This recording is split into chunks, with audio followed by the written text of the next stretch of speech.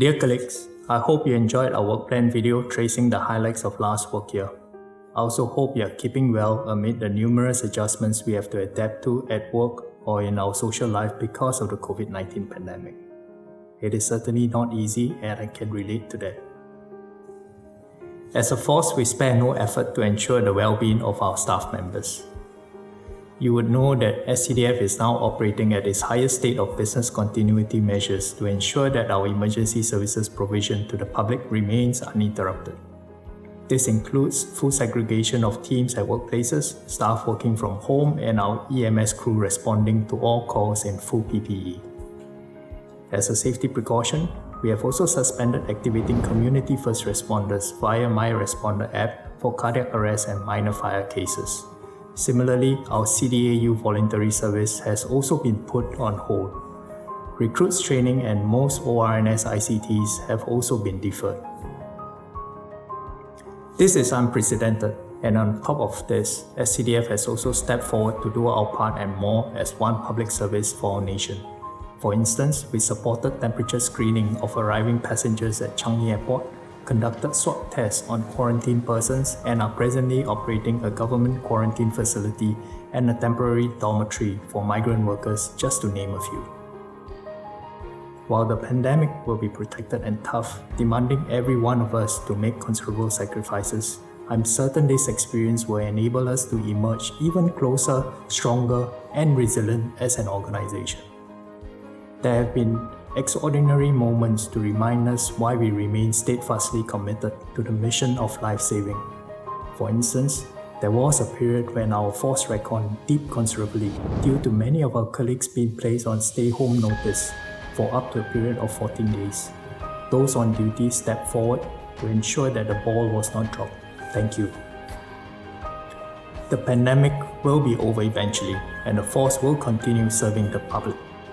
Hence, as we navigate through the crisis, we need to keep our best focus on our 2025 transformation vision. In this coming year, there are several developments and initiatives we can look forward to. Let me share a few key ones with you. Foremost, the Emergency Responders Fitness Conditioning and Enhancement Lab Building, or EXCEL for short, at CDA will be ready by the end of this year. The EXCEL will house 3 key facilities and will be progressively operationalized from 2021. First, the Strength Condition Rehabilitation in a Virtual Environment, or STRIVE facility. It leverages science and technology to condition emergency responders to develop the fullest potential of every individual. We understand this shall be the first of its kind in application for an emergency response service. Second, the Virtual Learning Center will provide realistic, immersive, mixed reality training for commanders and specialists to hone skills and competencies. The third will be an all-new BA maze featuring new BAPT assessment stations and heat acclimatization chamber. In sum, this modern and multimodal facility shall be the start of an exciting learning experience for all personnel. Complementing the EXCEL and launching this year too is an all-new Responders Performance Vehicle designed to support the recovery and rehabilitation of fatigued personnel during fire and rescue operations.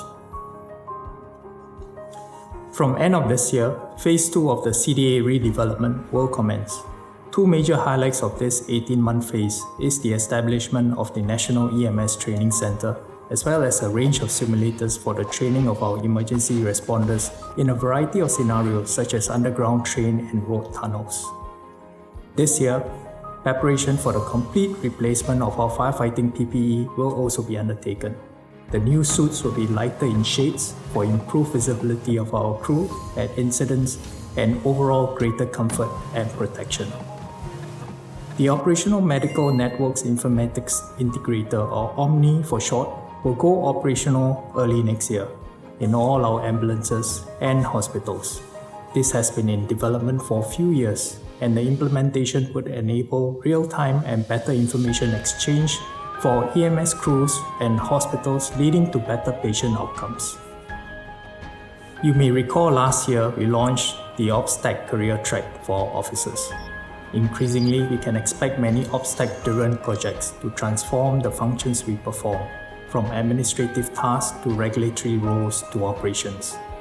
Fundamentally, the objective is to improve productivity and governance, reduce errors, and optimize human efforts.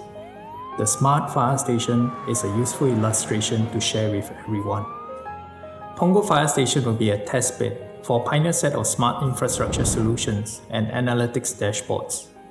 These features include wireless charging of appliances, as well as biometrics and CCTV analytics to regulate security and access into the premises. With the Commander's dashboard, commanders at the fire station will also be empowered to make data-driven decisions based on a real-time operational view of its manpower, activity, and other resources.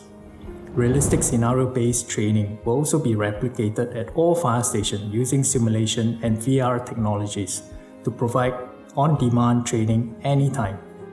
The slew of planned initiatives will roll out in Punggol Fire Station from end of this year and continue in phases, with the Smart Fire Station design fully realized around 2023.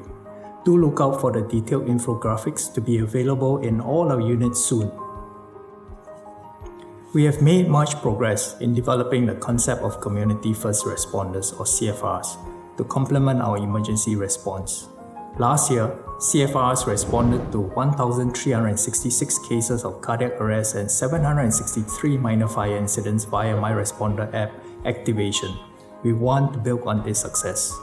We will establish a Lifesavers Connect network island-wide across our divisions and fire posts to embed touchpoints within the community for training and outreach.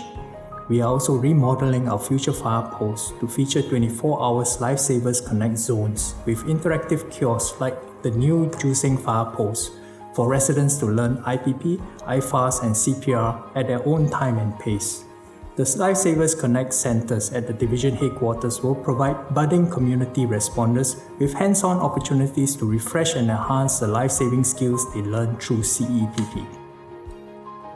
Complementing the zones and centers is the Lifesavers Connect Hub at Kallang Fire Station, a dedicated space for volunteers and CFRs to connect with one another and advance their skills as lifesavers. It will open later this year as a build-up to the flagship hub at Hill Street in 2025. Finally, on the international front, SCDF will assume leadership roles on the regional and global stage and drive international efforts towards disaster preparedness. Major responsibilities rest on the shoulders of SCDF as we lead the INSARAG Asia-Pacific region in the capacity of a chair this year and the ASEAN Committee on Disaster Management in 2021.